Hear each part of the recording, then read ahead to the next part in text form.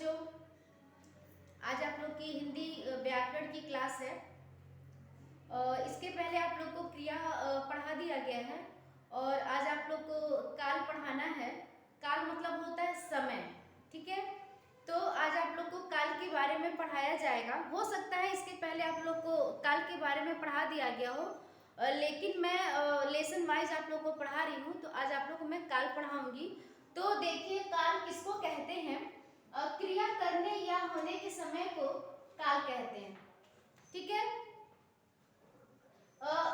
क्रिया के करने या, जैसे मैंने इसके पहले क्रिया आप लोग को पढ़ाया था कि क्रिया किसको कहते हैं, जैसे हंसना, गाना, रोना, खाना पीना, उठना बैठना, ये सारी क्रियाएं हैं।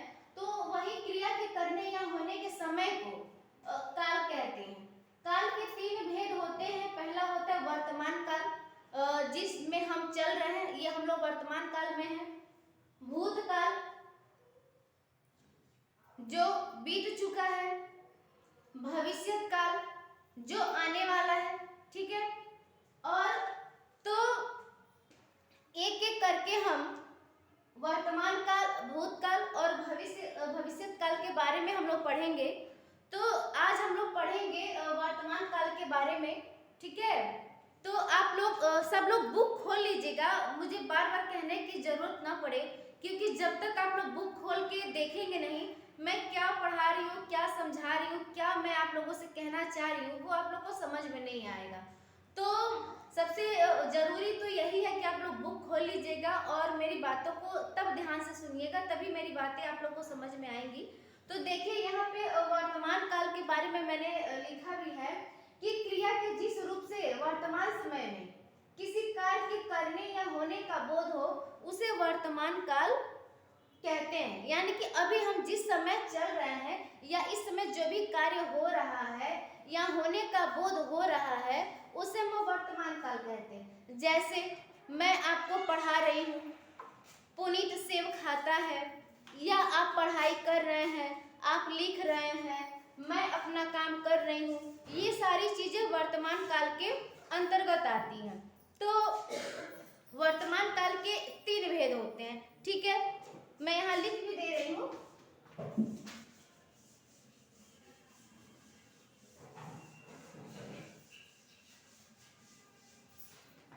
वर्तमान काल के तीन भेद होते हैं।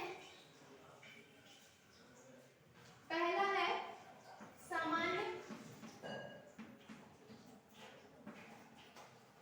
सामान्य वर्तमान काल, दूसरा अपूर्ण वर्तमान काल, अपूर्ण काल, तीसरा संदिग्ध वर्तमान काल, ठीक है। ये आपका तीन हो गया, सामान्य वर्तमान काल, दूसरा अपूर्ण वर्तमान काल, तीसरा संदिग्ध वर्तमान काल, ठीक है। तो पहला जो है, इसमें क्या होता है कि क्रिया के जिस रूप से उसके वर्तमान काल में होने का बोध हो, उसे वर्तमान काल कहते हैं। जैसे भानु हॉकी खेलता है, यानी कि वो उस समय हो रहा है कि हाँ, सामने ग्राउंड दिख रहा है और वहां पे भानु हॉकी खेल रहा है। या ये भी एग्जाम्पल ले लीजिए कि हाँ, मैं आपको इस टाइम पढ़ा रही हूँ, यानी कि क्या हो गया, ये सामान्य वर्तमान काल हो गया। आप पढ़ाई कर रहे हैं, ये भी सामान्य वर्तमान काल हो गया। दूसरा है अपूर्ण। अपूर्ण मतलब होता है जो पूरा ही ना हो। अपूर्ण मतलब होता है जो पूरा ही न हो। क्रिया के जिस रूप से उसके वर्तमान समय में होते रहने का बोध हो, उसे अपूर्ण वर्तमान काल कहते हैं। जैसे रामू सो रहा है, यानी कि रामू वर्तमान काल में तो है लेकिन अभी वो सो रहा है, यानी कि वो वर्तमान काल क्या है, अपूर्ण है। वो जब जग जाता तो वो हो जाता सामान्य वर्तमान काल। लेकिन क्या हो रहा है, रामू अभी सो रहा है, वे जा रहे हैं, वे अभी अपने स्थान को पहुंचे नहीं है, बल्कि वे अभी जा रहे हैं। ये आपका हो गया अपूर्ण वर्तमान काल। तीसरा आपका आता है संदिग्ध। संदिग्ध मतलब होता है संदेह होना।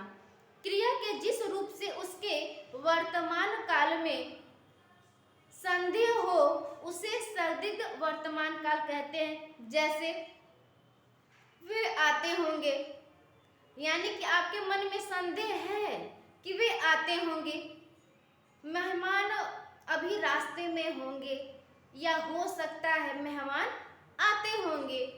इस बात में भी आपको संदेह है कि मेहमान आते होंगे।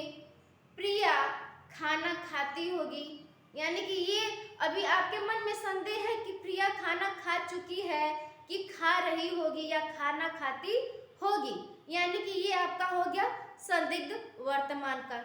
सबको वर्तमान काल के जो 3 भेद है वो समझ में आया, सामान्य, अपूर्ण और संदिग्ध।